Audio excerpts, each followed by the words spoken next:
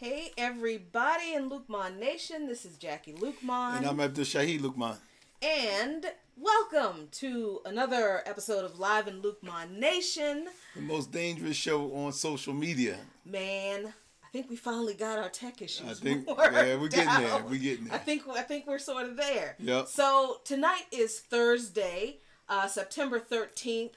It's been a week chock full of stuff. Yeah. But we are really glad to be able to be back live with you guys. Thank you for joining us.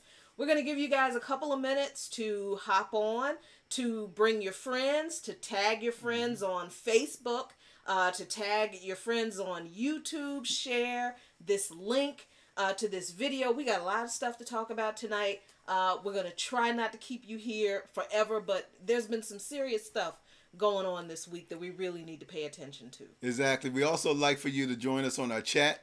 I'll be doing double duty, talking to you and talking to you on the chat. Producer Boo. Right. And also we like to thank our Patreon partners who we're in the process of obtaining one of the pieces of equipment that we really need in order to bring you better content, and that is only due to our partners who have supported us through Patreon. And we ask and encourage that if you like what we do, and we don't just do this, we actually, as God, you guys have been following us for a while, know that we're not just in the home, but we do a lot of activism outside of the home, trying to do the best we can. So we really value your support, and if you haven't supported us, we ask that you do.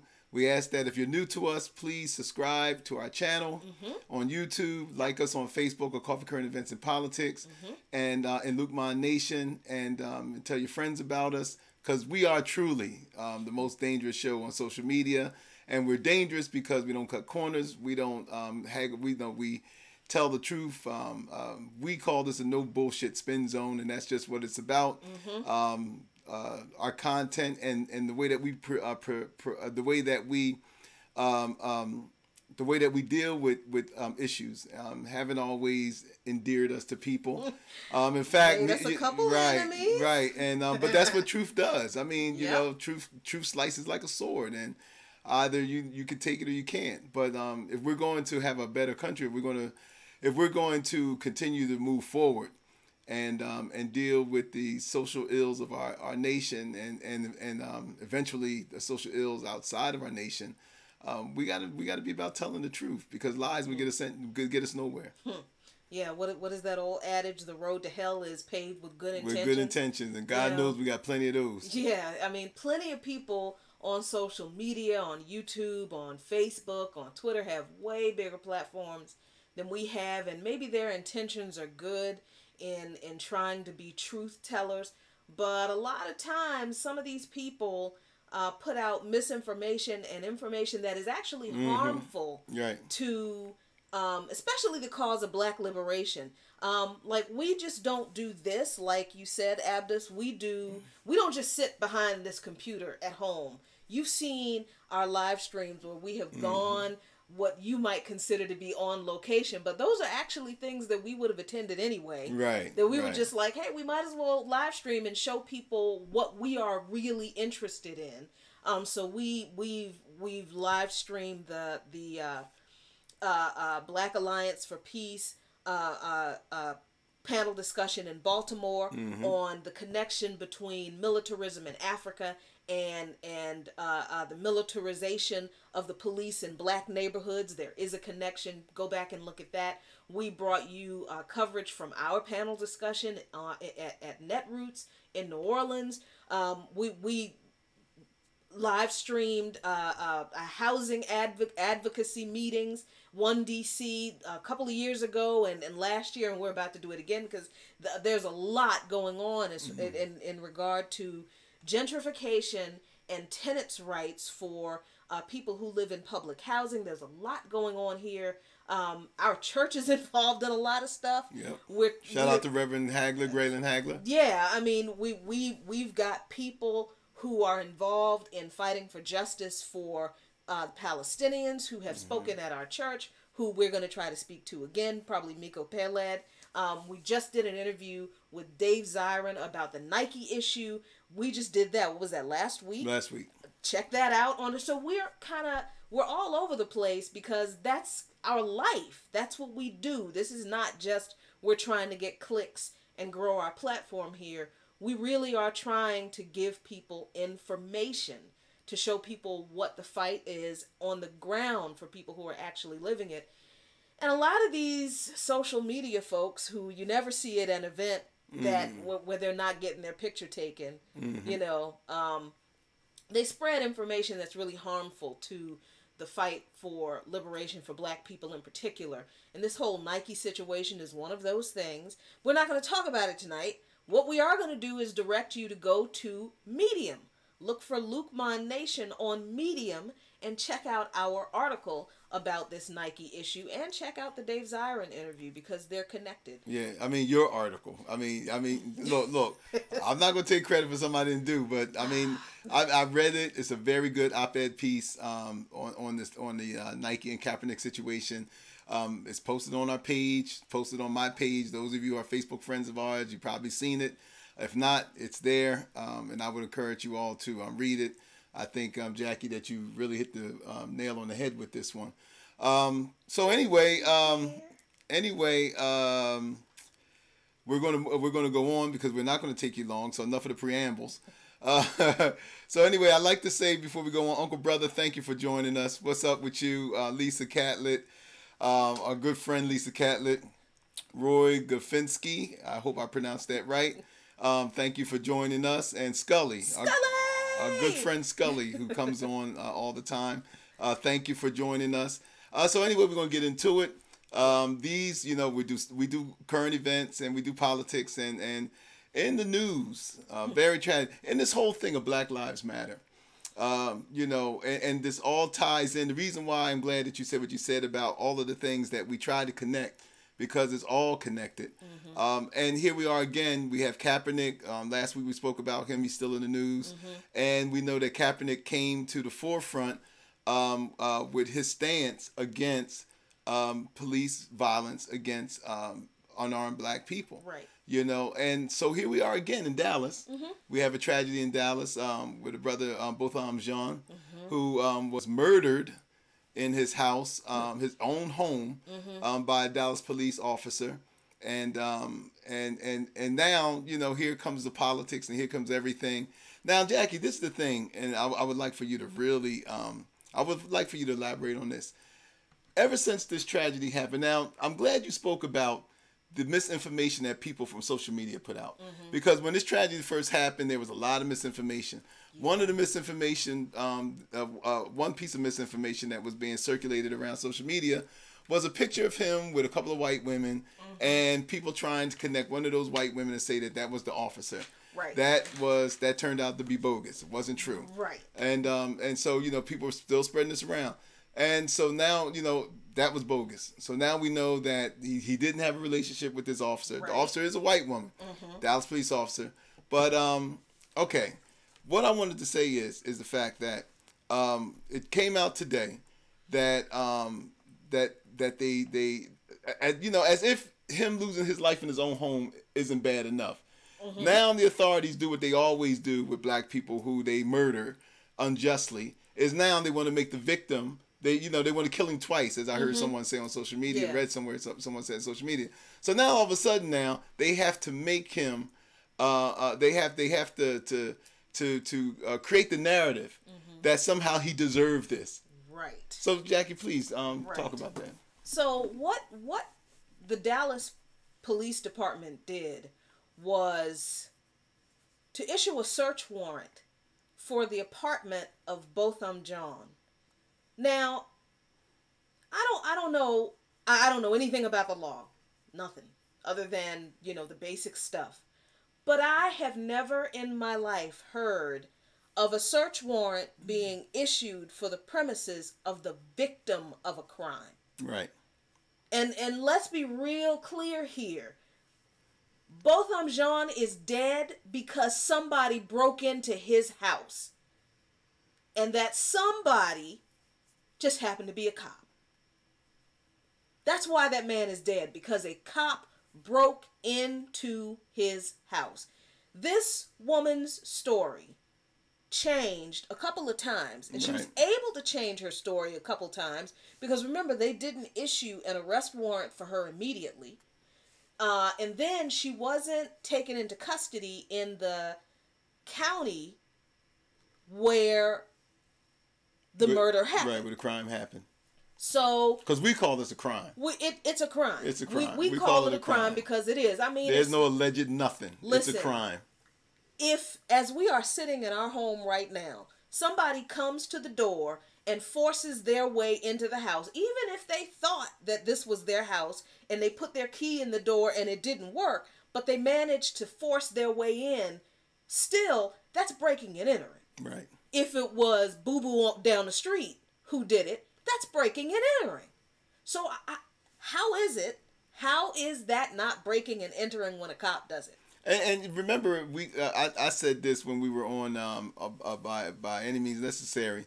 I said this that something that is hardly brought up about this case is that if an officer of the law, or say forget the title officer, if anyone would have put a key in and the key didn't fit, but it's supposed to be your home, and you're trying to force it in, it's not working, and you realize, or maybe you don't, but you realize, hey, my key is not working. Why can't I get in my house? And this and that and the other. I'm saying that, have anybody tested this woman for alcohol and drugs? And as far as we know, she was not tested. She was not given field sobriety test. Her blood wasn't tested. As far as we know. I mean, look, disclosure.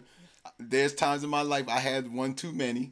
And and I remember a time, years ago when I tried to get in a car that wasn't mine. It looked identical to mine, and I was leaving the bar. It looked identical to mine, and my key wouldn't fit in the thing. And I'm saying, why isn't my key fitting in the car door? And I'm saying, it's gray. My car is gray. It looks like the model car that I have, but my key's not fitting. Until the guy who owned the car came out and told me, what are you doing trying to get in my car? But that was the result of being inebriated, drunk. I was drunk. And so, what I'm saying is that to me, when people do that, that should be, hey, was you on something? But you know what? Even if we're not talking about substance abuse, right? Or not substance abuse, because we can't say that she has a substance abuse problem. Even if we're not talking about being under the influence of substance, even if the excuse was what people were using was that she was tired. Now, what you said has happened to you when you were drunk. I actually did that like 6 months ago, coming from picking up Chinese food one night, and I wasn't drunk.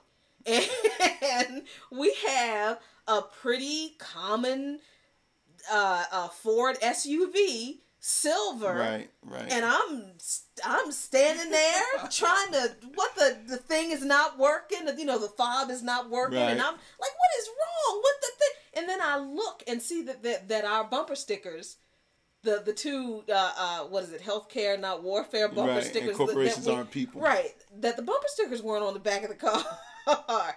So that is the kind of mistake that can happen even when you're not under the influence. But at some point you realize, okay, wait, this is not my vehicle. Right. But let's say she was so tired. She was so tired that she didn't know that she was not at her apartment. I have also been so tired when I lived in an apartment, and I think this is when I worked at Tower Video. Many years ago, I was so tired because I had done 2 shifts that when I got home, there was no elevator in our building. It was a 4-story building. I was on the 3rd floor. No, 3-story building. I was on the 3rd floor. I was so tired. I thought I had climbed those 3 flights of stairs, but I only climbed 2. And I went to the apartment door of the apartment directly under mine. So I'm just dead on my feet, tired. And I am trying to figure out why my key is not working in the door. And then after about 20 seconds, I look at the number on the door. And I realize that it's apartment 201 and not 301. So we understand that these things can happen whether you're under the influence of something, whether you're not under the influence of something. But in this particular case, someone lost their life. Right. Because, see, at some point with normal people who don't believe they have the excuse to violate somebody else's property, their body, their life, or even take a life just because they have on a badge, every normal person in the world would eventually stop trying to make their key fit into a lock that doesn't work, step back and go, what's the problem here?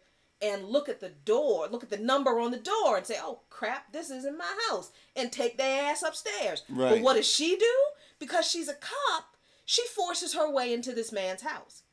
Now, her story has since changed, because at first, the story was that the door was slightly ajar. Yeah. Right? Yeah. But then residents of the apartment complex have come out with videos showing why that can't be true, because the doors to the apartments automatically close. Right. And they automatically close completely and lock. I mean, that's what the people, you can find those videos on YouTube or on Facebook, because people have posted them.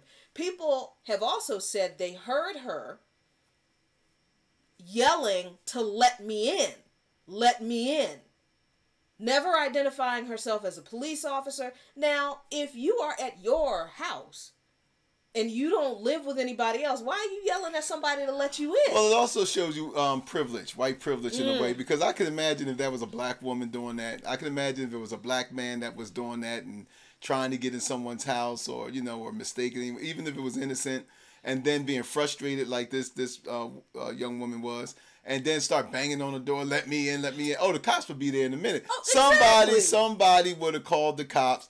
In fact, they probably wouldn't even had a chance to even yell let me in. Just the fact that they was jimmying somebody else's door. Right. Look, if you can get the cops called on you for barbecues and all this other kind of stuff, I'm sure that that you know, if it was a person of color, whether it was male or female, that somebody would have been like, no, I need to call the police. This doesn't look right. And especially if the person started, you know, banging on the door, let me in. So, you know, we always, you know, a lot of times, a lot of white people don't like the word, don't like the term white privilege.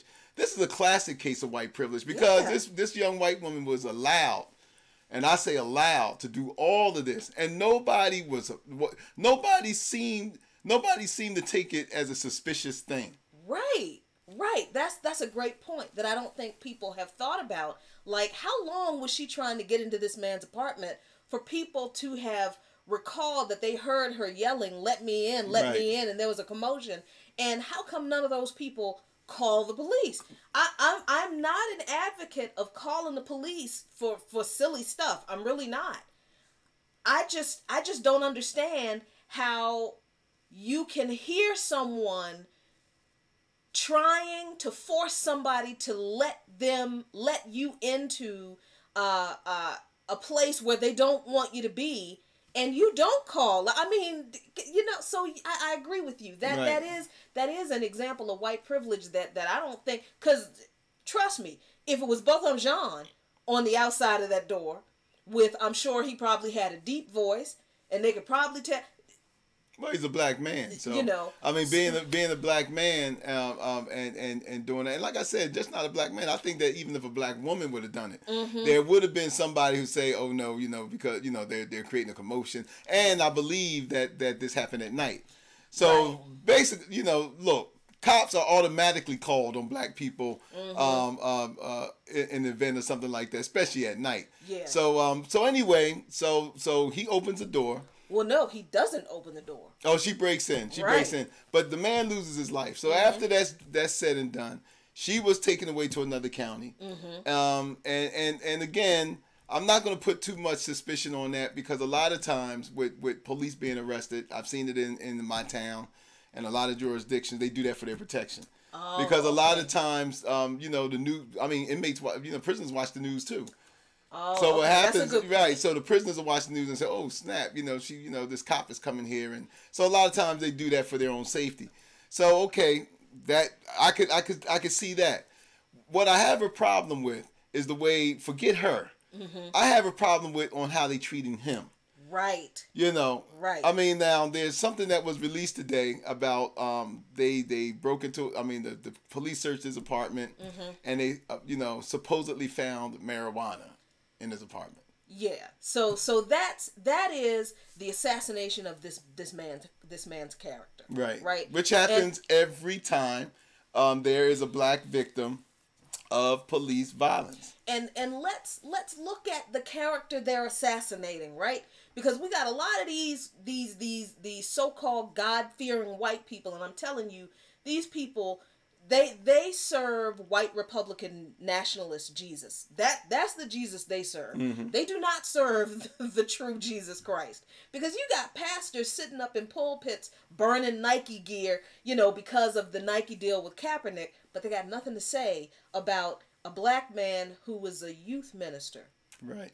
Now, we said before, I think you said on By Any Means Necessary, that it's annoying that black people felt like they had to come out and make a statement as to why this particular man didn't deserve to die. Well, that he right. was, he was a God-fearing man, that he was law-abiding, that he was a youth minister in his church. Oh, that he was a college graduate. He's a college graduate, like those things. And I know that as black people, that's our like defense mechanism, right? Because we understand that they're going to do to us what they're doing to him. Right. So right. that's like that defense mechanism to get out in front of this smear campaign against this man that they knew was coming. Yeah, I mean, and I guess the frustration comes because black victims have to be saintly almost, right, in order to justify, in order to put out the narrative that, oh, well, he wasn't one of them. Right. You know what I mean? Right. And as if to make the case why he shouldn't be killed. Right. Not based the fact that the man was in his own home. Like I said on By Any Means Necessary, I don't care if this man came home from San Quentin. I don't care if he came home that day. He was in his home. Exactly. And even if the man, even if Botham Jean was just coming home from prison, and he was in his home and someone broke in, that does not give anybody the right to murder him. Exactly. Based out of whatever racist or bigoted fears that, that they embodied. Because whatever fears that she had was not the fault of Botham Jean. No. Just like all of these cops who claim that they feared for their life and that they used deadly force because, the super Negro and all this stuff. And we can just take our pick of all of the excuses that these cops have used over the course of years in order to justify murdering black people. That shit is on them. It's in them. It's like black people are not responsible for how your granddaddy and them raised you. They're not responsible, right, for all of the bigoted racial stereotypes and ideas and misconceptions that they embody. And they take this into law enforcement. Black people have nothing to do with that. And yet, at the same time, we feel the need to push back against those attitudes with someone's almost perfect resume. Right. And say, right, well, look, they didn't fit this in your mind. Well, I mean, that in itself is an injustice. Exactly. I mean, just the fact that we feel that the only way we can get justice is if we are saints, we are perfect. Right. And then when we are quote unquote upstanding citizens, they do the kind of crap to us that they're doing to Botham Jean right now. Anyway, they issued a search warrant on the home of the victim of, basically, on the low end, you can call it breaking and entering, but on the higher end, it's a home invasion. And all of this is setting up, which I believe in the end, I'm just going to take a stab in the dark here, but I think in the end, I think that the police department is hurting themselves, not only in the arena of public opinion, but I also think they're going to hurt themselves in the court of law. I really believe that what they found on that search warrant is going to be inadmissible. I'm not a lawyer, so if there's any lawyers out there, correct me if I'm wrong. But I think that this is such a despicable act on the part of the police department that I think that I think Crump is the lawyer. Is he? I believe Crump? Benjamin Crump. But I believe that any lawyer that's worth their weight is going to not have a hard time shedding a negative light on the despicable tactics that the police did to try to smear this man and try to and all of this is to I believe is to set up a way for this cop basically to not be charged. Oh, absolutely. Yeah, that's all that is. All this search warrant and finding marijuana. I mean, marijuana though. See, this is why those, the push to legalize marijuana, another side issue. This is why we have to pay attention to politics and why all these different policies matter and what they mean to black people in particular. I understand that people want to push to legalize marijuana and that's fine and wonderful. But this case, more than anything else, really should let you know that legalizing marijuana isn't going to mean squat for black people, because law enforcement and the judicial system will still punish black people more harshly for possessing some weed than it is willing to let white people go for. And I'm glad you said that, because we had a story on Coffee Current Event and Politics that we posted where Miami-Dade County, Florida, I believe, they have just come under fire. They've been audited and found that they issued summons for marijuana a lot more often to white people, while black people get jail. Right. And so the police chief of the Miami-Dade police force had to come out and address that. He couldn't deny it. This is the statistics that were taken. I don't know if this was the federal government that was involved in it. I'm not sure. I don't have the story in front of me. But those of you can go look on our page. You'll see it. It's still on our page. The Miami-Dade, Florida Police Department was under fire for issuing marijuana summons to white people while giving black people jail time. So I mean, this is stuff that we've been saying on and on again. The reason why, going back again to Kaepernick, this is why this man was kneeling in the first place. Right. So it wasn't about disrespecting the troops. It wasn't about this. It wasn't about patriotism. It wasn't about that. What it was about is America living up to its damn creed that it always claimed, as Martin Luther King once said, that America living up to its ideals. And this is all Kaepernick was saying. It's like, America has lofty ideas on paper. They have lofty ideals in these politicians' mouths when they walk around here and they want your vote. But yet somehow that doesn't matriculate to black people. Right. And this is all he's saying. I mean, so we're going to keep watching this story because we need to keep watching this story. And I would just say, don't be surprised when she's home now. They already posted her bail. Yeah, the police union done that. The police union posted her bail. Yeah. $300,000 bail. Police union posted her bail. So she's home now, but don't be surprised if there is no grand jury convened, or if there is a grand jury convened and she doesn't get charged. Don't be surprised. At this point, nothing should surprise you. But I'm telling you, at some point, the pressure is going to be too much. So this needs to be a job. If that happens for the Congressional Black Caucus. Oh. Segueing into our next topic. So we were on Dr. Wilmer Leon's show, The Critical Hour, also on Sputnik Radio. Look, I don't care what you say about Sputnik Radio, man. Sputnik Radio Networks is not afraid to give progressive and socialist and communist and leftist black voices a platform. Say what you want about Russian media. CNN ain't calling us. MSNBC ain't calling us. PBS ain't calling us. What? So if the Russians is going to give us a voice, you damn right we taking it. Amen. So we were on Dr. Wilmer Leon's show, and if you don't know who Dr. Wilmer Leon is, please look him up. He used to be a regular guest on Roland Martin's show on TV One, which was News One. And as much as I didn't agree with Roland Martin all the time, I missed that the a black-led and black-focused news outlet on a major cable outlet was gone.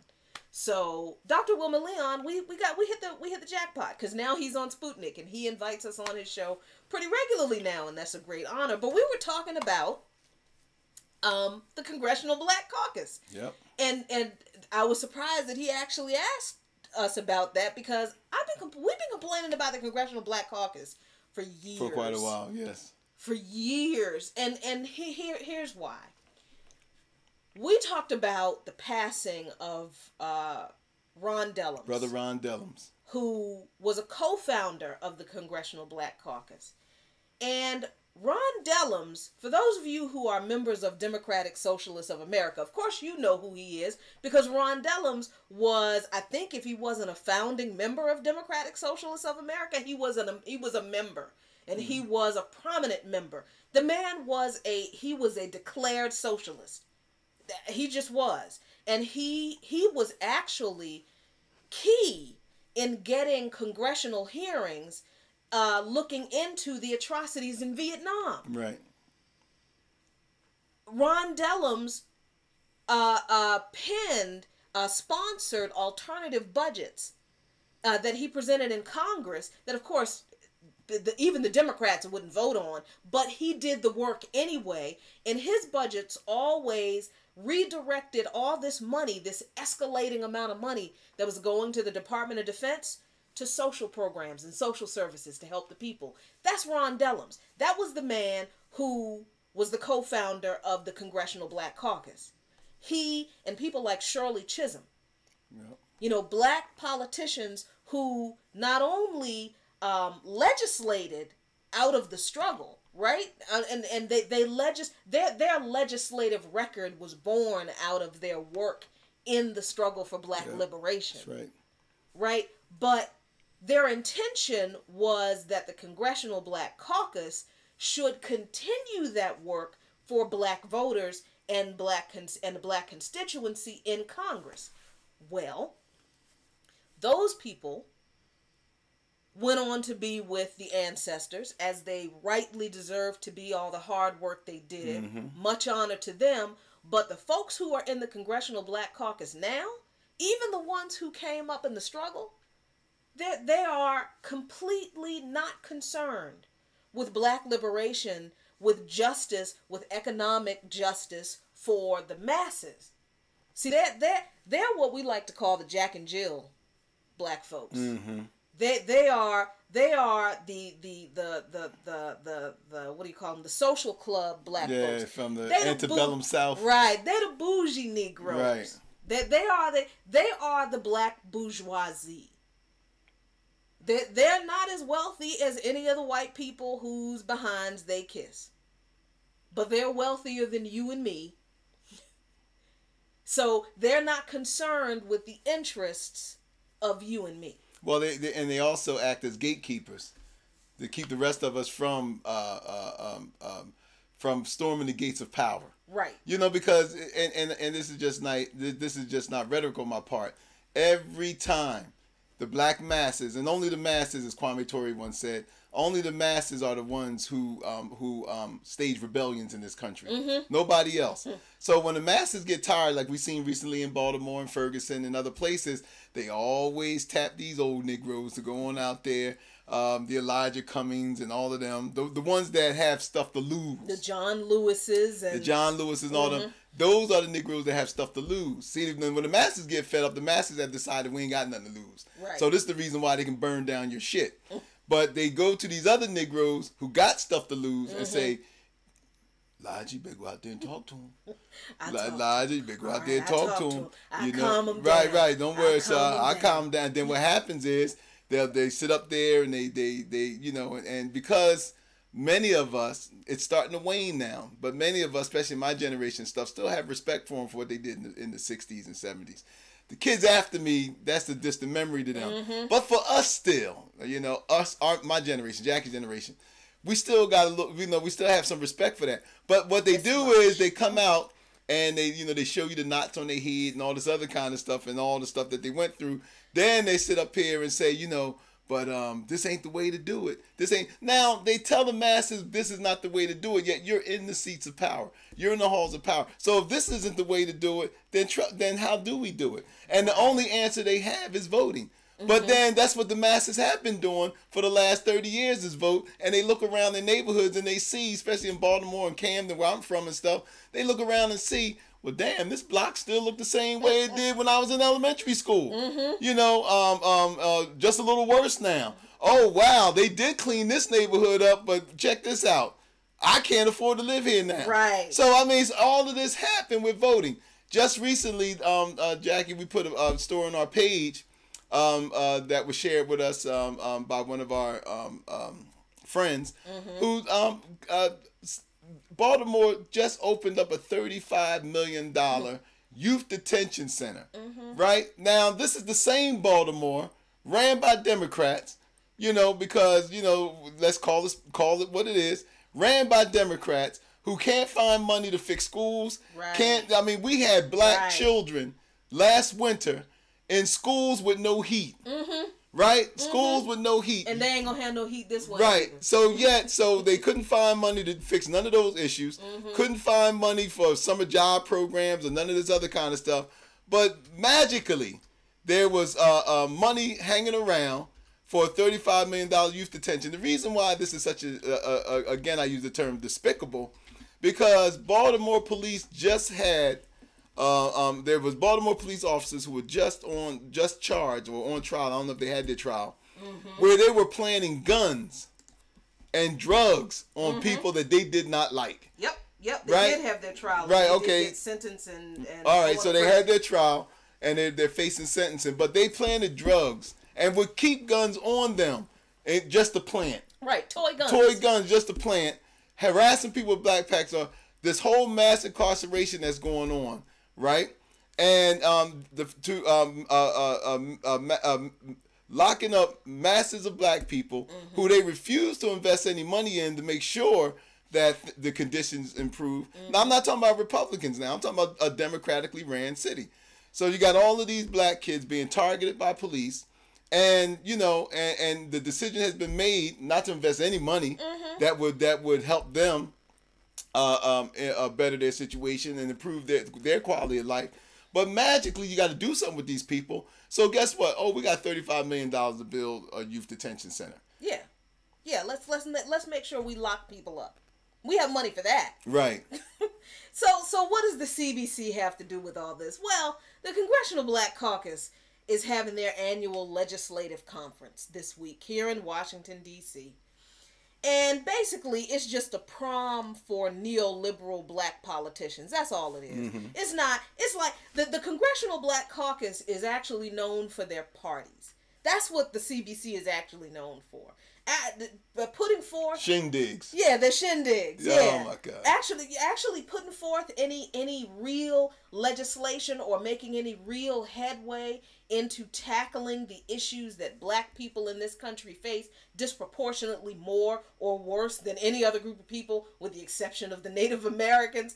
They're not known for that. Well, but they're also known, if I may interject, they're also known for caping for white politicians who didn't give a damn about them. This is true. As that farce when Al Gore ran for president. Right. And it was such an embarrassment for me as a black man to see Maxine Waters get up there caping for Al Gore, only for him to tell her shut up and sit down. Right.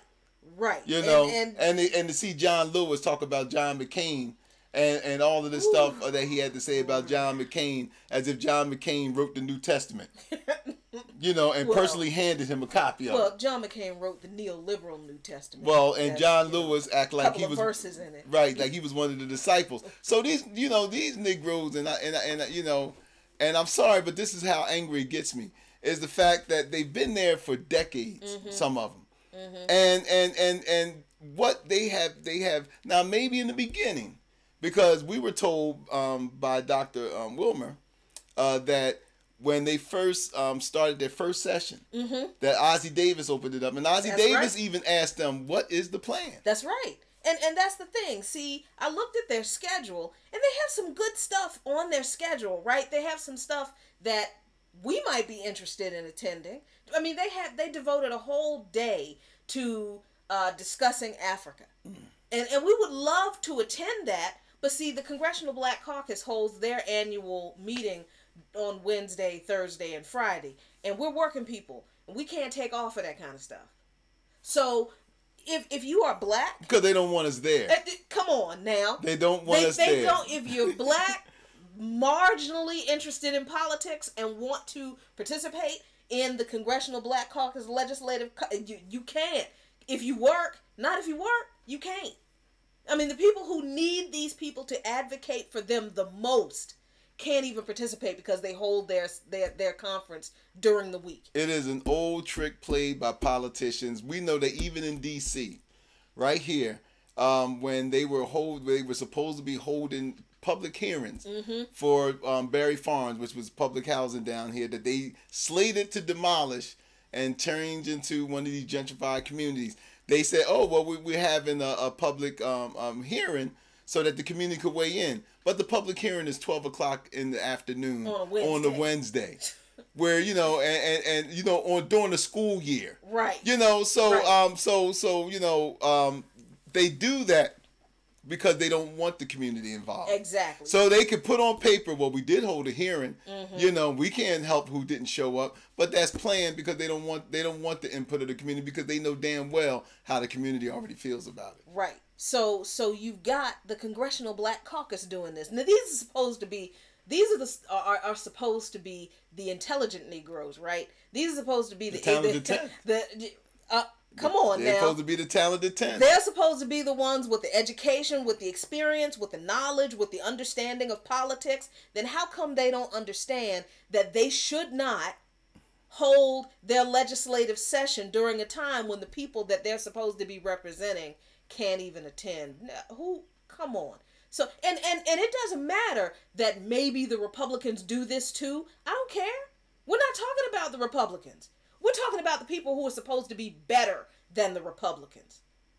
So you've got a situation where they're holding these interesting sessions. They had one session on H.R. 40, which is Representative John Conyers' legislation that he keeps presenting to the Congress that never gets out. For over 30 years. For over 30 years, that never even gets out of conference to study reparations, and those spineless Democrats won't even push that.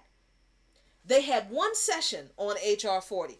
I don't understand how when you recognize that the racial wealth gap in America, it's not a gap anymore. It is a Grand Canyon-sized chasm. It's bigger than that, actually. It's probably as big as the craters on the moon at this point. If you understand that the racial wealth gap in this country is that enormous and it's getting worse, how is economic and reparative justice for black people not the overarching theme of your black-ass legislative Congress? And also, it should be evidence to us how the Democrats really feel about its most loyal demographic. For over 30 years, black people en masse, over 90% of black people for the last 30 years have been voting Democrat, either locally or nationally. Democratic Party. Yet the Democratic Party never respected us enough to even throw weight behind John Conyers just wanting to study it. Not saying, hey, let's give them reparations. Let's just study it. They couldn't even do that yet. Every election cycle, whether local or national or federal, they come out to our neighborhoods, they come to our churches, they learn the cadences of the church, and they get these pastors behind them, and they come out here and they promise us all kind of things. And yet, after they pretend or present to us like they're on our side, as soon as we give them our vote, and as soon as we think that they're going to go fight for us, they don't even have enough respect for us as a demographic. And a lot of these places, these people wouldn't have even won if it wasn't for black people coming out. Yet they don't even have enough respect to go in there and say, look, Conyers, he just wants to study it. They're too cowardly to even do that. They're too cowardly to even throw any kind of political weight behind it. You know why? because number one, they're taking us for granted. That's number one, and number two, they know that it'll piss white people off, and that's who they don't care about pissing us off. They absolutely don't want to piss white people off. So the whole strategy, the whole political strategy, especially since the Clinton years, have always been promise the black folks stuff, but don't piss the white people off. Exactly. Because we know we ain't going to do nothing for black people anyway once we go in office. Exactly. You know, we'll keep them happy by telling them we think that racism is a bad thing in this country and we all need to get along. Oh, yeah, there ought to be jobs, and oh, yeah, there ought to be affordable housing, and oh, yeah, there ought to be this, and oh, yeah, everybody should love one another, and oh, yeah, the dogs and cats should hug. But then after that's all said and done, we go give them the vote, and we feel satisfied that we participate in the democratic process. Then when they go to their respective legislative houses, then when it comes time to do something for black people, damn, man, you know what? Well, what happened? I thought you said you was going to do such a... Man, I tried, man, but, man, they just wasn't trying to hear me, man, And this is what we've been getting, So the Republicans said, well, black folks ain't coming to us no more, so, we ain't even going to pretend to want them. We don't even care. Yeah, we don't even pretend to want them. And then, so the Democrats realize that, and they know that, and I'm not telling you guys nothing that you don't already know, but the Democrats realize that the Republicans don't want us, in spite of their best GOP Negroes they throw at us, but the black masses can't relate to them. Right. So what happens is the black masses can't relate to them. So the Republicans don't really have much of a chance of getting the black masses on the side of the GOP. So they just gave up. So, but the Democrats, on the other hand, still playing the game with the black masses by a bunch of promises and carrots on a stick, with no intentions of doing anything about it. And the really bad thing in all of that is that the black misleadership class that is the Congressional Black Caucus doesn't do anything to challenge that. In the Democratic Party, they do nothing to challenge that. Because like Ossie Davis said, what Dr. Leon told us that Ossie Davis said at the first Congressional Black Congress was, what's the plan? And not just ask what's the plan, but establish a set of metrics-based strategies or items that you pursue, and every year you come back with a report on how you did. Give us the metrics on how you did. What steps did you take? What steps did you complete? What efforts failed, and how do we do something different to approach that next time? Those are metrics. Now, Ossie Davis wasn't saying this to teach them this. Because all of these people who founded the CBC, Shirley Chisholm and Walt Fauntleroy and all the rest of them, they already came out of activism. Shirley Chisholm ran for president. Yes, she did. So I mean, so you don't run for president without knowing how to organize. Exactly. So you don't know. So he wasn't really basically saying this to teach him. He was saying basically the same shit we was doing out there.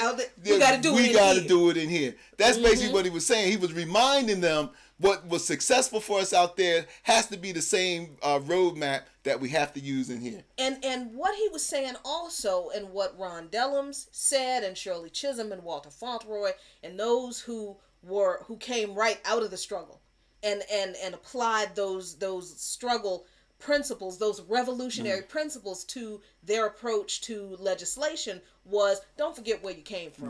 Don't forget where you came from. And that's the problem with these bougie Negroes in the Congressional Black Caucus. They've forgotten where they come from. So they don't want to know anything about what the people need in regard to legislation, not just domestically but globally. Like we talked about the Africa panel, right? Right, yeah. I think their focus on Africa is great.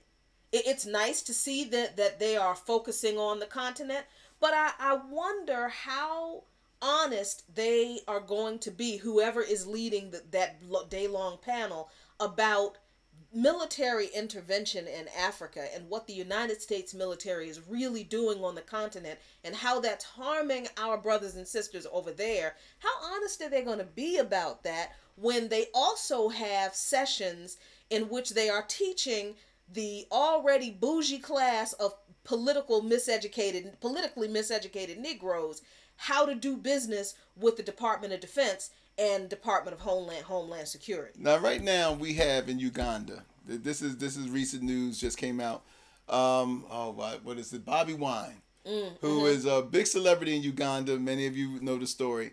And Uganda's going through, like much of Africa, but Uganda particularly is going through a lot of political upheaval. Once again, the young people, and look, let me tell you something as a side note. The reason why China is investing so much money in there, the reason why India, the reason why Europe wants to get back into Africa, and the reason why France don't want to let it go, the reason why the United States is investing money and military. Africa has the youngest population in the world. Uganda itself has a population, 85% of Uganda's population is under the age of 35. Wow. So when we talk about capitalism, and trust me, China's capitalist. They give, they have socialist, they have communism where it suits them, and usually the Communist Party is just to control the people. Right. But the money making part is capitalism. Extremely. So China is just as much capitalist as anybody else, and they know that these young people translate into future markets. Wow. And the reason why they setting up bases there, they're setting up there, because it's like, look, as kids, we used to say, get in where you fit in. So now the Chinese is coming in, and there's a lot of, I believe that there's a lot of well, no, I don't believe that. I don't think that any colonizer, I don't care what part of the world they from, can be a friend to the African.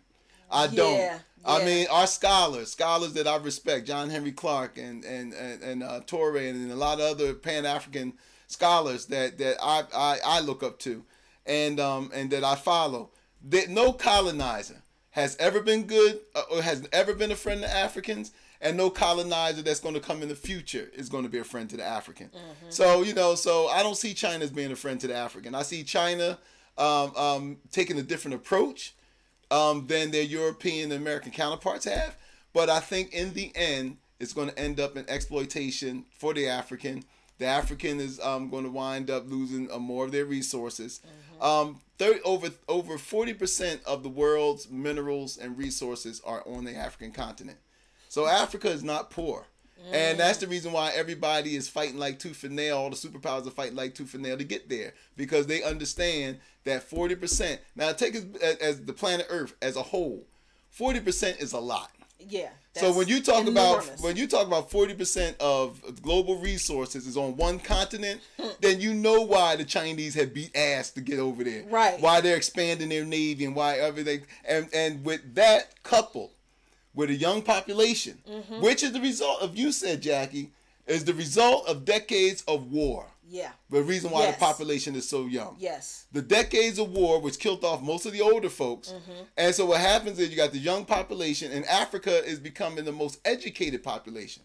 So Africa is the future, and they know this. And as one of the Pan-Africanist scholars said, and I put it on my page, is that whoever controls Africa controls the world. Yes, exactly.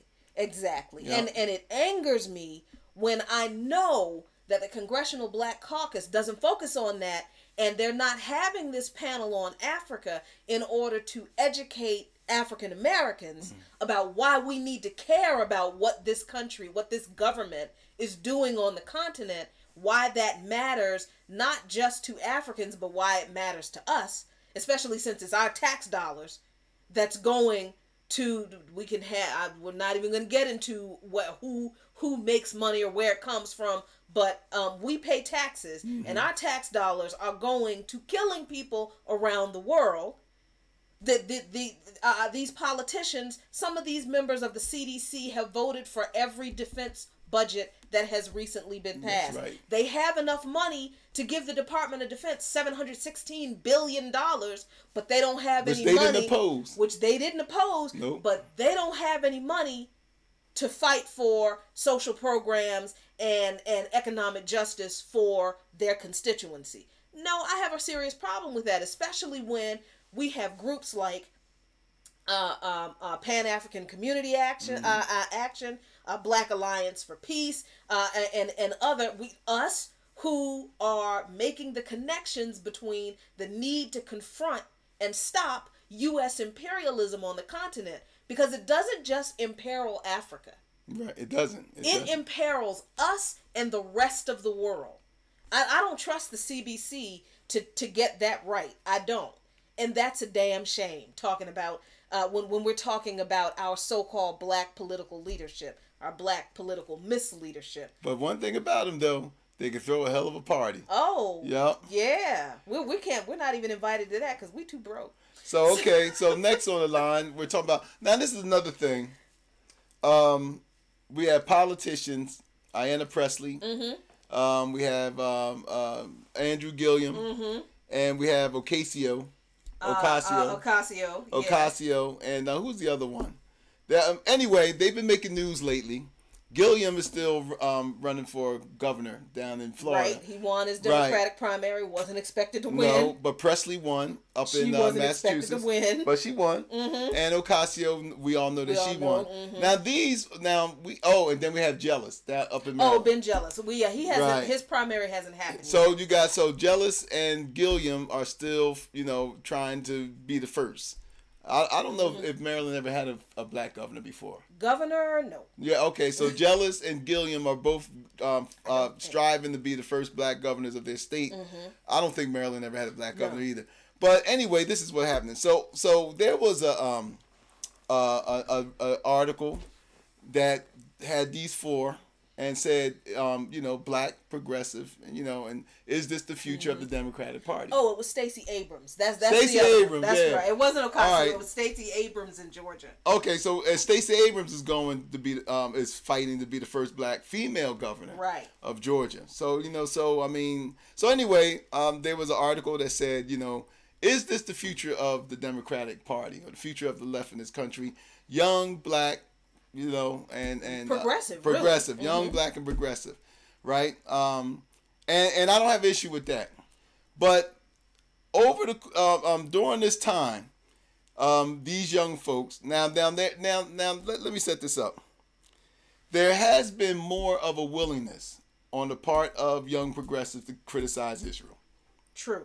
Yes. More than the old guard. The old guard won't touch it. Yes. But these young folks that's coming up. Are increasingly being critical of Israel's policy towards the Palestinians. Mm-hmm. Except, and we've seen this now, where these ones which I mentioned are now backpedaling on support for BDS. Right. Go ahead, Jackie. So we haven't heard anything along these lines from Stacey Abrams. Haven't heard anything along these lines from Ben Jealous, but don't be surprised if Ben Jealous comes out against BDS. I'm not putting words in the guy's mouth. That's just how little I trust him. I'm just saying. No, I think you might have a point there because Larry. I mean, look, this is the same guy that got shook when Larry Hogan called him a socialist. This is true, and he said he didn't just say I'm not a socialist. He said, I'm not a fucking socialist. That's what he said. Right.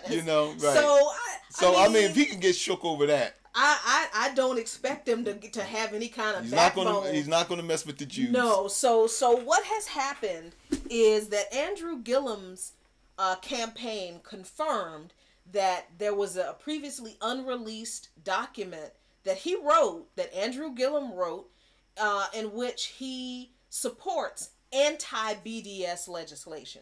Basically, he supports legislation that punishes people for participating in the boycott, divest, and sanction movement against the government of Israel.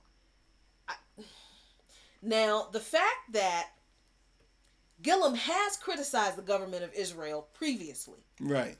But this document was, like I said, it was previously unreleased. It was leaked.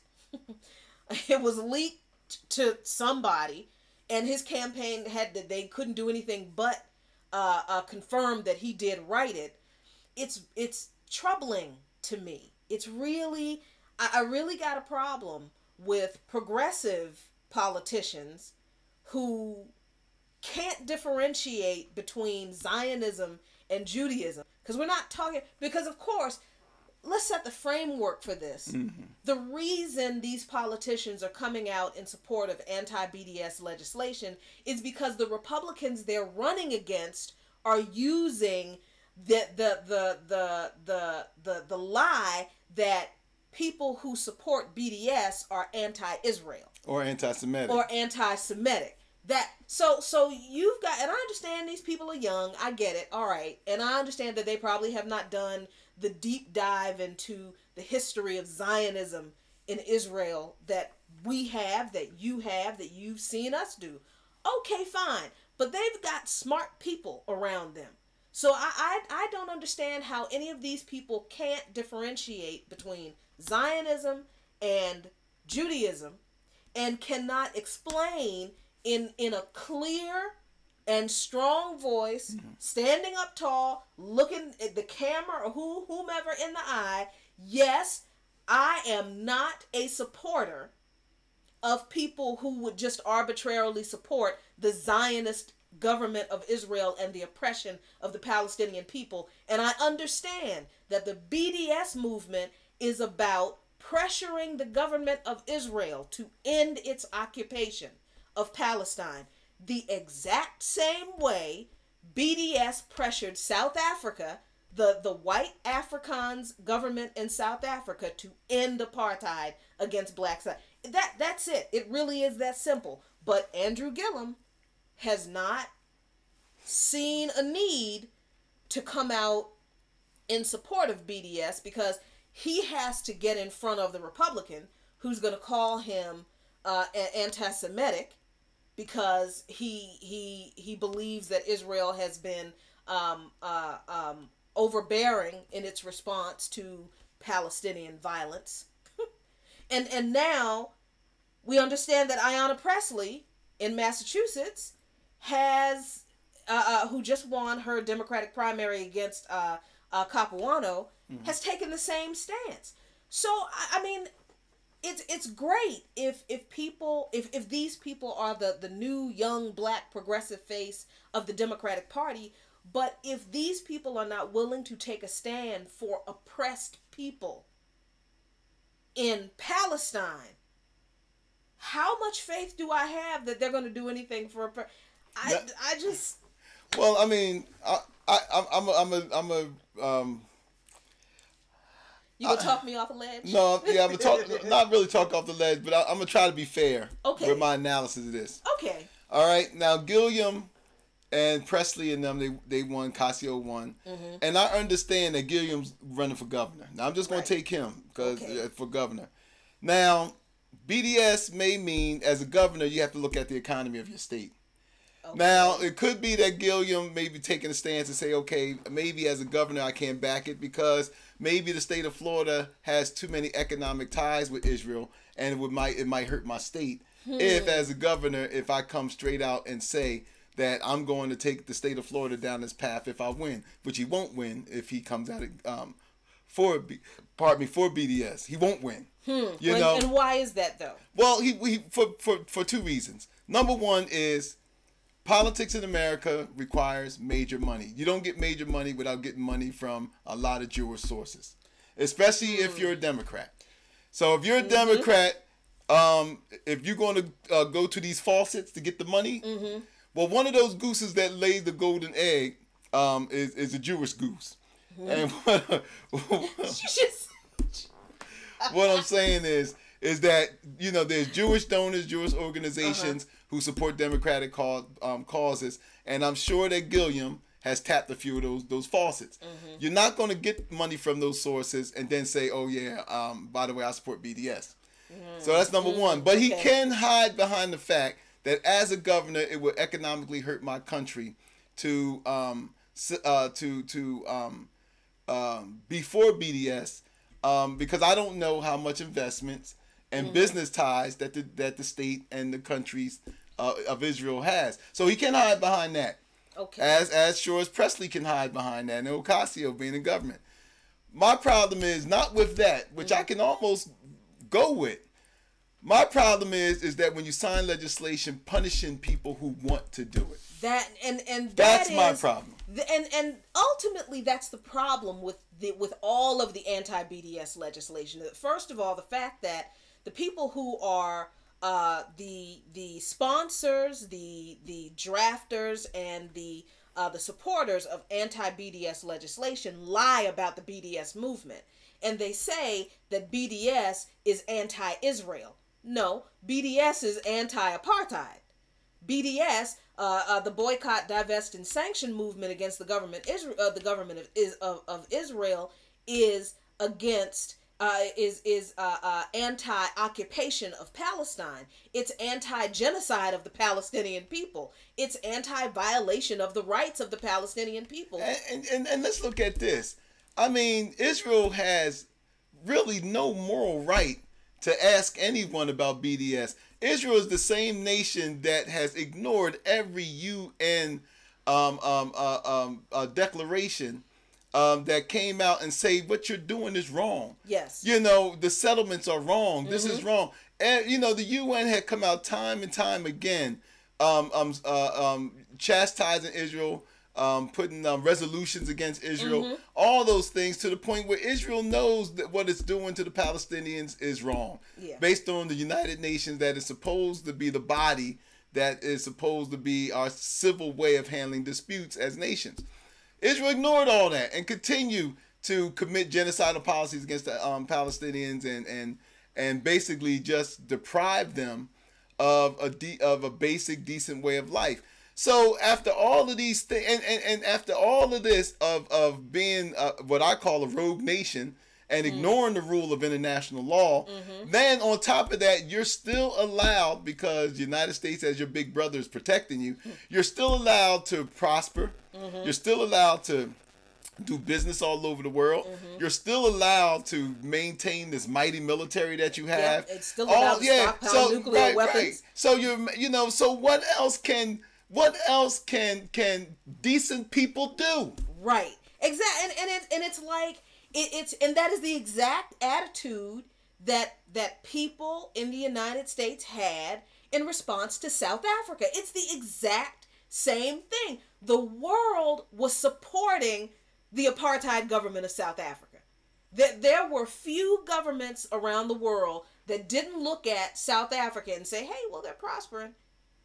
We see no reason to bother with them. I mean, they're just handling their own thing. Never mind the human rights abuses. Never mind the racism. Never mind the apartheid. Never mind the oppression. As long as South Africa was able to trade with the world and the world was able to profit off of South, they didn't care. So those of us who saw, and I was barely out of high school. I might have still been in high school when I heard about apartheid. Well, yeah, and Reagan's policy of constructive engagement. Yes, and that was the first time I heard of Ron Dellums. Again, right. Ron Dellums was one of the chief architects of legislation to sanction South Africa. Which caught a lot of, in this country, which caught a lot of opposition. A lot of opposition, but this is the exact same attitude that people had. You know, South Africa was the darling of the world. Nobody was going to challenge South Africa. This is all we have. And in the United States, we didn't even have that much of a leverage as other countries did, like the UK, because we didn't import anything from South Africa. Like other countries did. Like there was the BDS movement in the UK was really successful because they were able to like go to the grocery store and buy, and people would go to the grocery store, put all of the products they could find that were imported from South Africa in their basket or in their buggy, as they call it, and take it up to the counter. And then when they got up to the counter, put all the stuff on the countertop and then say to the cashier, oh, you know what? I can't buy those things because they all came from South Africa. Now, after the cashier rang everything up, so there was a record of how much money the stores were losing because they were doing business with the apartheid state of South Africa. So people would say, "Oh, you know what? I can't buy that. Those are all South African products, and I don't support the apartheid state of South Africa," and walk out the store. That they did that in the UK until the BDS movement began to have an economic impact on South Africa. What we did here in the United States was a political BDS movement where we protested in front of the South African embassy every day, day after day. All the punks in DC beating drums, we got on those people's nerves. Every day we boycotted Pepsi because Pepsi had a plant in South Africa. That hurt my feelings because I love Pepsi, but we boycotted Pepsi. And then the entertainers, I remember Little Steven and all them. Bruce Springsteen and them, and they were Stevie Wonder. Yep. Stevie Wonder got banned in South Africa because of the stance he took. And then Little Steven Van Zandt, I think it is. He came out with Sun City. Yep, ain't gonna play Sun City. So I mean, never forget that song. So it was a robust activist movement against the apartheid state. And what's happening is you see entertainers not wanting to play Israel now. Yes. But it's not. But again, Israel is being protected by the veto power of the United States, a country that claims that it wants freedom. Now, moving forward with this discussion, the Trump administration is doing what previous administrations haven't done. Well, at least previous administrations haven't done, and that is to basically just beat up on the Palestinians politically, try to humiliate them. Now, the reason why I have a problem with the Trump administration closed the Palestinian, the PLO's mission here in Washington, D.C. Now, before they did that, they also, the Trump administration had made the decision to stop financially supporting UNRWA, which is one of the Palestinian humanitarian organizations, which has been around since 1940-something. Right. It's the chief organization, humanitarian organization, probably the most major Palestinian organization that existed, that provided a lot of services for the Palestinian people. I think it was another organization. Well, the Trump administration stopped aid to hospitals. Yeah, aid to hospitals and everything in the Gaza Strip. Now this is the thing that gets me. This also is this goes along with Israel bulldozing villages still. Bulldozing the school, I forget the name of the village, but they bulldozed the school after European countries even begged them not to do it. And they did it anyway. To make way for more illegal settlements. And so the right-wing government of Israel gave a wink, wink, nod, nod, and said that the settlers can move. Now, a lot of people don't understand this about Israel and the founding of Israel. A lot of people don't understand that the first Israeli settlers that came there, the old Zionists that came from Europe, that was coming from Europe, they have always held this idea of what they call Eretz Israel, or this greater Israel. See, Israel to them, and the reason why you see such expansionism, Israel to them is not just that strip of land that they have now that they're expanding more and more. Some of the old Zionists believe that greater Israel should go all the way to Iran. Wow. Should go all the way to Iran, include Syria. They believe, some of the old Jews or some of the old Zionists believe that's really the promised land. It's not so much what they're inhabiting now, but that is supposed to go all the way to the Tigris. Oh, wow. It's all supposed to go all the way to the Nile. It's supposed to go all the way up to there. You know, this is what they believe that the greater Israel is. If this does not bring to mind Hitler's of living space. Wow. That Hitler what was it called? Lebensraum. Yeah, I'm not good in German. But Hitler wrote in Mein Kampf, the Germans need living space. And that was one of the reasons why Hitler had his war against Russia.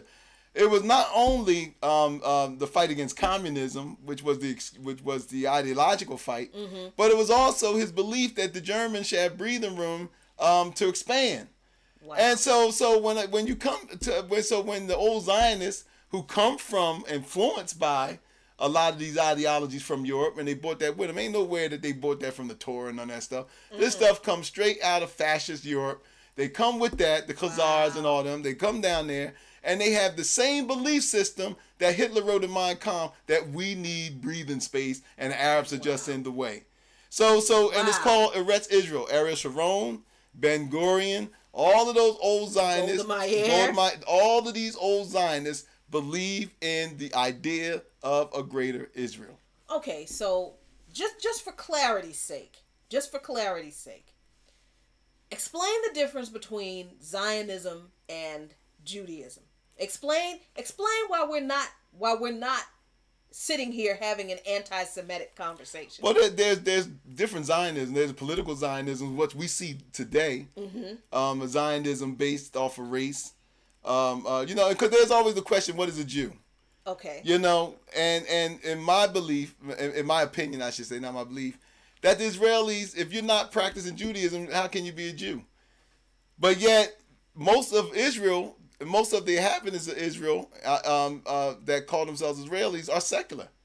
That's true. Most of them are not practicing Jews. So they're just Europeans, in my view, that that took advantage of the real estate God myth. God as the great real estate agent. The great realtor. Yeah, the great realtor that says, "Oh yeah, I give you this land. Don't worry about it. Pay me back later." So what happens is that they go off on that, and there is what makes a Jew. A Jew is someone that follows Judaism. But there's the political Zionism, that we see practiced by Netanyahu and all them. But then there's the religious Zionism that goes back way further. That is more of, I say, and those of us who follow scripture, there's a Zionism that is actually more inclusive and more universal, and that frames it under the guise of a one God, one people, right, and all this other kind of stuff. But the political Zionism, which goes back to the 1800s, to Theodore Herzl and others that go back to the was just a political movement of Jews by name, or who grew up Jews by circumstance. Because you got people who are Christians who've never been to a church, but they say, "Well, who are you?" "Oh, I'm a Christian." "You ever read the Bible?" "No." "Well, why are you Christian?" "Well, my mom and them took me to church once, and that's what they are. That's what I am." And I got baptized. Yeah, but I don't really believe in it. But if I'm going to be anything, I'm a Christian because that's all I know, or that's all I seen growing up. Right. So so they define themselves more under secular rules than they do by religious rules. And like we said before, because you covered this on Brick by Brick, political Zionists like Theodore Herzl didn't care about Palestine. They just wanted a homeland for the Jews. They thought about going to Uganda. Uganda was an alternative at one time. Yep. South America was an alternative at one time. So they didn't care about any historical homeland of the Jews. They just wanted to be an ethno-state. And that is what the political Zionist state of Israel is. And they actually, we're not making this up. We're not just sitting here shit talking Israel. The Prime Minister of Israel, Benjamin Netanyahu, and what was she? She was the head of security or something. But they actually just came out and said, they just finally came out and said it, because see, now that they have the full backing of the United States government in the form of Donald Trump and the Republicans, who are openly declaring their support for whatever Israel wants to do, they can just come out and say that they intend to maintain a Jewish majority in Israel. That is their purpose. So they intend to pass laws that are discriminatory against people who do not identify as, who they don't identify as Jews, because it's not like you can go to Israel and call yourself a Jew. And they're going to be like, okay. That's not how that works. You know how we know that's true? Because the Ethiopian Jews who, during the famine in Ethiopia, the Jewish government did do a big airlift to rescue the Ethiopian Jews from the famine. And then when they got the Ethiopian Jews to Israel, they sterilized the women against their consent. Well, first of all, they tested to see if they actually qualified as Jews. Oh, that's right. Now, which is really insulting, considering that the Ethiopian Jewish community far predates these European Khazars that came out of the Caucasus of Europe. Predates them by millennia. You know what I mean? But yet they, using white supremacy, had the nerve to say, well, we decide whether you're Jewish or not. Right. It's the same way white supremacy is done with the Indian tribes here. Mm-hmm. You know, mm-hmm. oh, we're yes. going to decide if you're really Native American. Yes. And if we say so, then you're legit. They did the same, they're doing the same thing over there. So, I mean, it's all white supremacy. You know, it's like, you know, using that in a way of, you know, of oppressing people more. And it's not so much about whether they want to make sure that you're a Jew or not. They want to make sure that you ain't getting under the money, getting under the resources and stuff. But I think why this is such an injustice, getting back to our original point with the Palestinians, mm-hmm. why this is such an injustice, because the Palestinian people had nothing to do with the Holocaust. Israel was created because of something that happened in Germany. Mm-hmm. Something that the Nazi Germans did to the Jewish population. Something that Europe done. Anti-Semitism has always been strong in Europe, not just Germany. True. Anti-Semitism True. Has always been rampant in Europe. And that's what Theodor Herzl's case was. Because mind you, when Theodor Herzl was making the case for Israel, or for a homeland for the Jews, there was no Nazi Germany. That's true. You know what I mean? This is what people don't understand about the origins of political Zionism. Political Zionism. Not only was Theodor Herzl, and you're right, I think we either talked about this on Brick by Brick, or we did something on, but we have to do a whole show about this. How about that? Is that a date, y'all? We're going to do a whole show about this. People don't understand that the origins of political Zionism that exists to exclude people who are not identified as not just Jewish, but specifically European Jews out of the political confines of a nation state.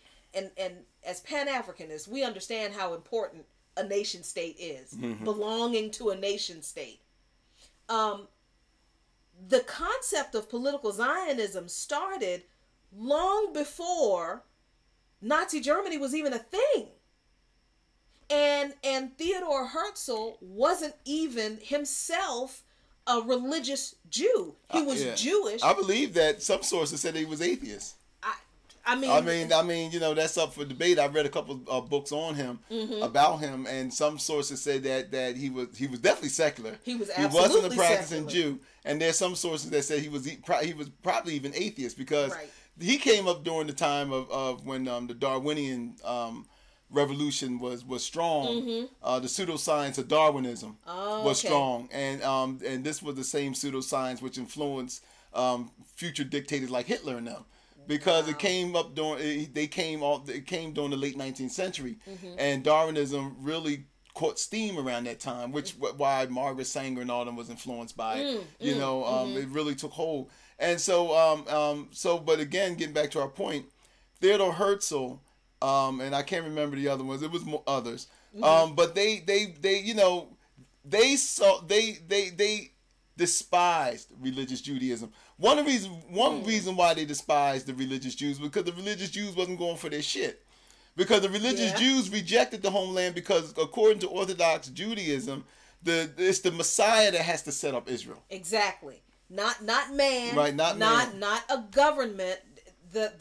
It's very much like in the Christian tradition. It's very similar but different in a way. In the Christian tradition, the new home for Christians is set up by God. We can't create a Christian nation. This idea that America is a Christian nation is bullshit, because there is no nation that has ever existed that God created. That's not how it works. The home for Christians is we're supposed to get it after we die, that's just such a ridiculous. But that is also established by God. It's the same. The Torah is the first 5 books of the Bible. Same books. So the same story. So the people, here is the other thing that people don't understand about political Zionism and Judaism. The people identified as the chosen people, if you believe that mythology. As a Christian, I have a problem with that. Because if God is no respecter of persons, then how does he have a chosen people? That's a whole nother issue. But okay. Well, I mean, if they're chosen, then the rest of us are unchosen. And come on. Look. So if we're unchosen, then, Then you can't fault me for not following your God. Exactly. So, but the people who are identified as God's chosen people in the Bible were Hebrew. They were not European descended Jews. Completely different groups of people. So the people who are in Israel now making the decisions about the original inhabitants of that land, that is the Palestinians' land, are punishing the Palestinians for a genocide, for a near Holocaust that the Palestinians had nothing to do with. But and that's the point that needs to keep being stressed, is that you have a group of people who have been paying the price for something that they didn't do. Right. And the European descended Jews of Israel today continue to convince the world to blame the Palestinians for not wanting to be punished for something they didn't do. That this whole resistance by the Palestinian people to the occupation of Israel and the theft of their land and the expulsion of the Palestinian people from their homes, that is a natural response to people who, number one, don't want to be occupied, and number two, don't want to be punished for something they had nothing to do with. If anybody should be being punished, it should be Germans.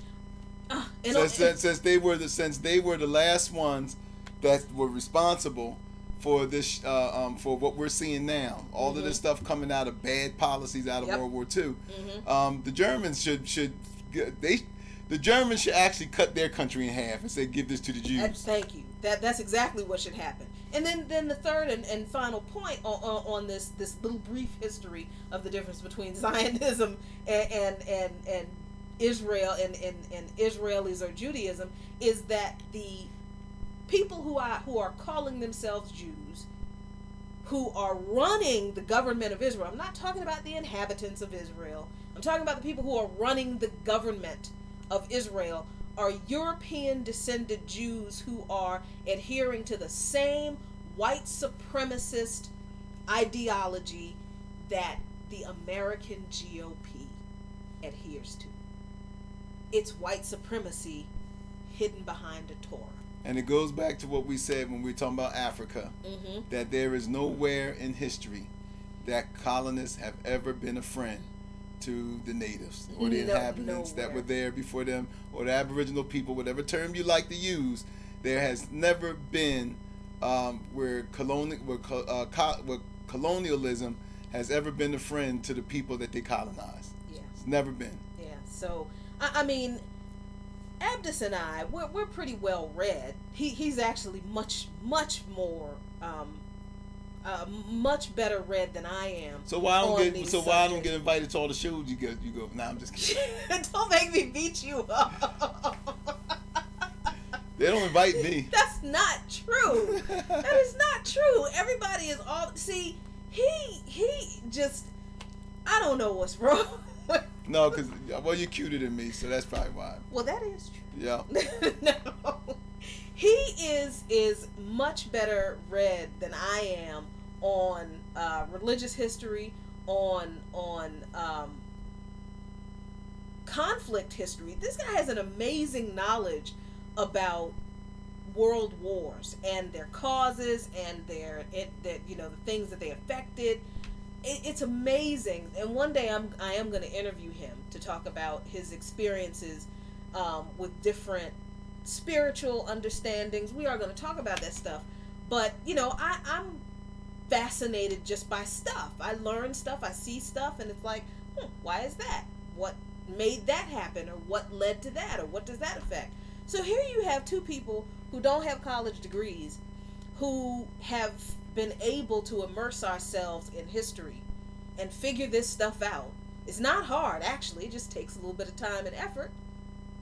And you mean to tell me that Ayanna Pressley and Andrew Gillum couldn't come to a better place in their early legislative career than to buckle under a little bit of pressure from the pro-Zionist lobby? The same pro-Zionist lobby that Al Jazeera Network, we posted that on our page too, Al Jazeera did a documentary on a pro-Zionist group that has been targeting Black Lives Matter. Yep. If you listen to some of these pro-Israel groups now, they talk a lot about groups that are affiliated with Black Lives Matter, like Dream Defenders and other groups, all because Black Lives Matter is very much for ending the oppression of the Palestinian people, because their struggle is very similar to ours. So we fight for all oppressed people around the world. Well, pro-Israel groups have been targeting people and organizations that are aligned with Black Lives Matter, and they've been shutting their organizations down. They've been getting their events canceled. They've been orchestrating smear campaigns against these people, calling them anti-Semitic, anti-Jewish, all because they are advocates for ending the Israeli occupation of Palestine and ending the oppression against the Palestinian people. And we figured out, we understand where this comes from, but Ayanna Pressley and Andrew Gillum couldn't. I get the political, and I appreciate that, because that makes sense. The political, economic arguments for why, especially Andrew Gillum, would have made the stance he did, because Florida has a significant Jewish population. It's true, they do. Some cities in Florida are over 60-70% Jewish. That's just true, and that's a political reality. So I understand that. At the end of the day, though, you either stand up against the oppression of people who are being abused by the state, or you don't. And it's also about our own values as Americans.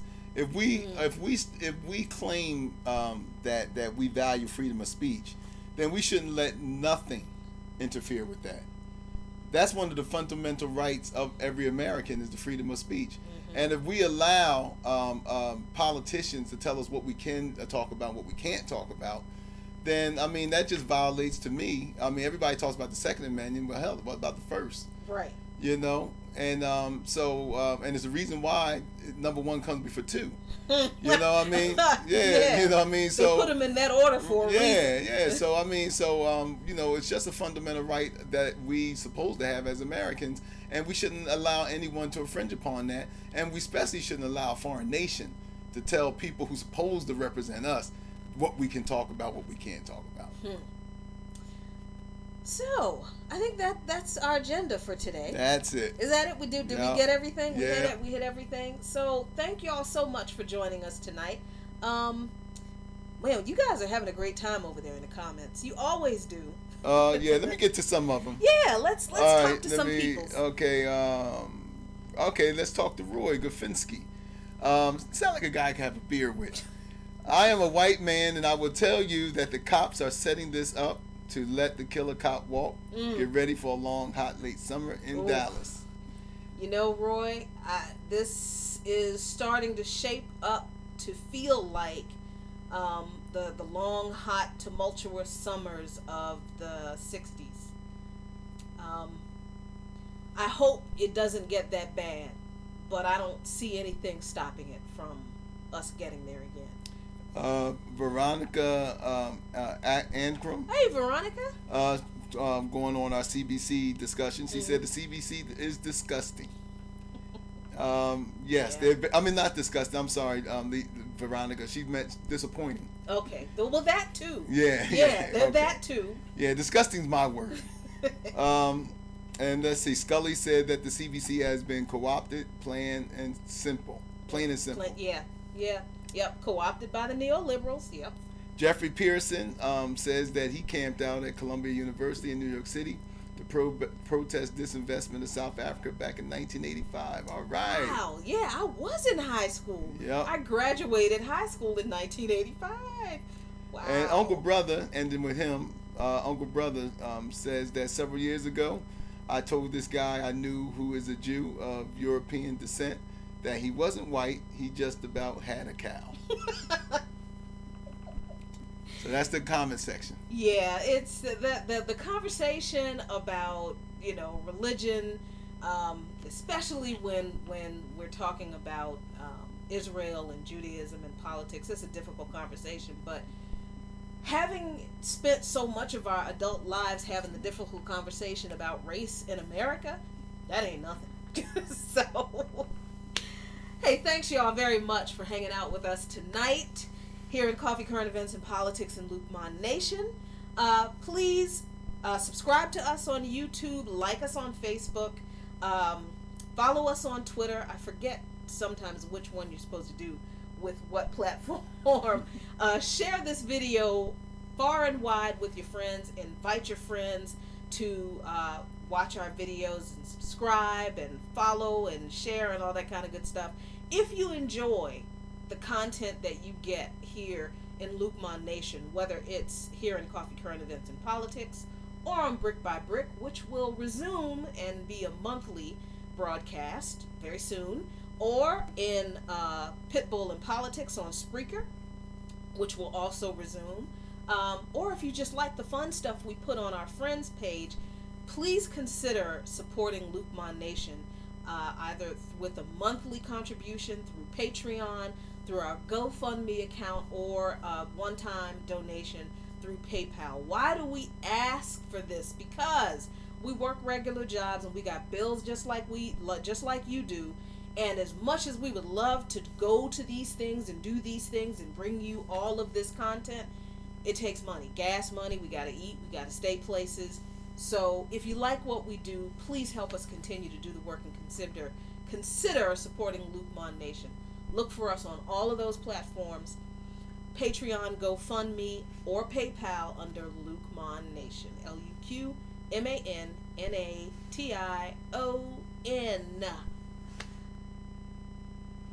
Well, that's it. And thank you for joining us. And we'll talk to you guys next Thursday. Peace. Peace. Oh, let's see. Let me make sure I do this right now. She has some end of music. I believe the children are our future.